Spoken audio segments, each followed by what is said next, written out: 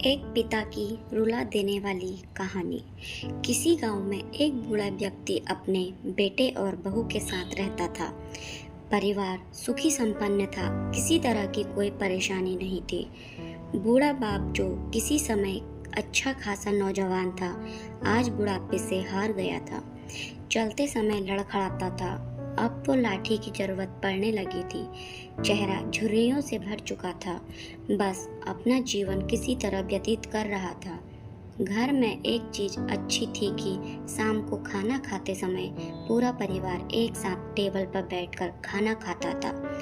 एक दिन ऐसे ही शाम को सारे लोग खाना खाने बैठे थे। बेटा ऑफिस से आया था, भूख ज़्यादा थी इसलिए जल्दी से खाना खाने बैठ गया और साथ में बहू और एक बेटा भी खाने लगे। बूढ़े हाथ जैसे ही थाली उठाने के को हुए, थाली हाथ से छिटक गई और थोड़ी दाल टेबल पे गिर गई। बहू बेटे ने घृणा दृष्टि से पिता की ओर देखा और फिर से अपना खाना खाने में लग गए। बूढ़े पिता ने जैसे ही अपने हिलते हाथों से खाना खाना शुरू किया तो खाना कभी कपड़ों पे गिरता तो कभी जमीन पर। बहू ने चिढ़ते हुए कहा, हे राम, कितनी गंदी तरह से खाते हैं। मन करता है इनकी थाली किसी अलग कोने में लगवा देते हैं। बेटे ने भी ऐसे सर हिलाया जैसे पत्नी की बात से सहमत हो। नन्हा पोता यह सब मासूमियत से देख रहा था।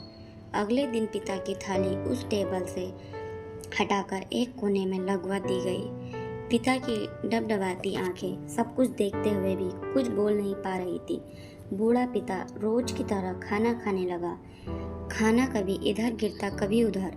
छोटा बच्चा अपना खाना छोड़कर लगातार अपने दादा की तरफ देख रहा था। माँ ने पूछा, क्या हुआ बेटे, तुम दादाजी की तरफ क्या देख रहे हो और खाना क्यों नहीं खा रहे? बच्चा बड़ी मासूमियत से बोला, माँ, मैं सीख रहा हूँ कि वृद्धों के साथ कैसा व्यवहार करना चाहिए।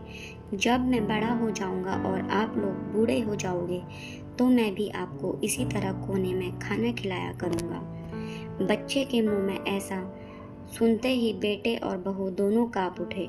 शायद बच्चे की बात उनके मन में बैठ गई थी, क्योंकि बच्चे ने मासूमियत के साथ एक बहुत बड़ा सबक दोनों लोगों को दिया था।